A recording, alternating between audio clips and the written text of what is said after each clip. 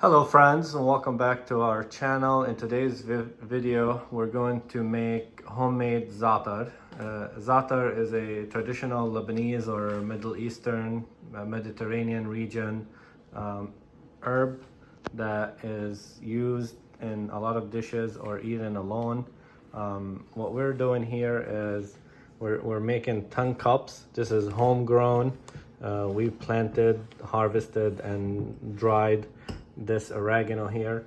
And what else you need? The recipe we're doing calls for roasted chickpeas. There are many recipes, but this is the one that we like. And sumac. Sumac is another wild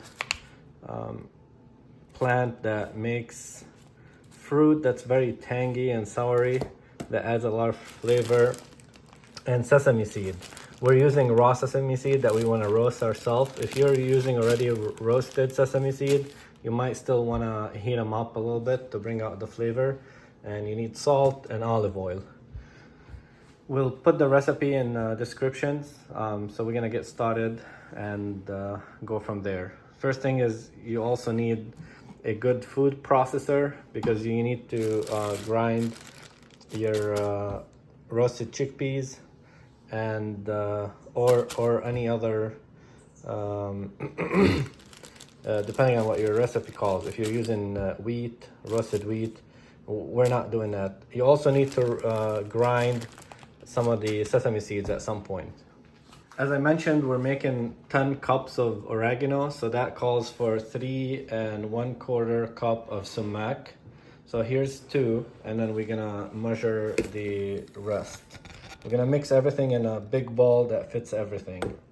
We added the sumac in a big bowl. This is 3 cups and a third. And now we added the roasted chickpeas inside the food processor. We're gonna process some of it. What we need is also 3 cups and 1/3 of grounded roasted chickpeas. All right, so we grounded the roasted chickpeas and we sifted it through the screen. This is what's left. And we got 3 cups and 1/3. We added it to our mix here. When you're doing the measurement of the grounded chickpeas, roasted chickpeas, make sure you press it down a little bit because it will pack a lot of air. And you want to make sure that you're getting the correct measurement. Next, you need to measure 1 2/3 cups of the either roasted or raw sesame seeds. We're doing raw sesame seeds because we're gonna roast ours. This amount is what's gonna get grinded, like we grounded the roasted chickpeas. So now we're roasting the raw sesame seeds. You need a pan, a good quality pan, and you need to heat it up first before you add your sesame seeds. I didn't capture that part. And then you want to put your stove on medium heat, and you want to keep turning the sesame seeds until they start to sizzle. They pop a little bit, and then they will turn color into a nice brown color. Here's our roasted sesame seeds. They took roughly 10 minutes on medium heat and constant stirring. You want to constantly stir them, otherwise one side will burn and the other side is still looking raw. So now we're going to transfer this into our food processor and grind them into a smooth paste almost. Here's the sesame seed that we roasted and grinded.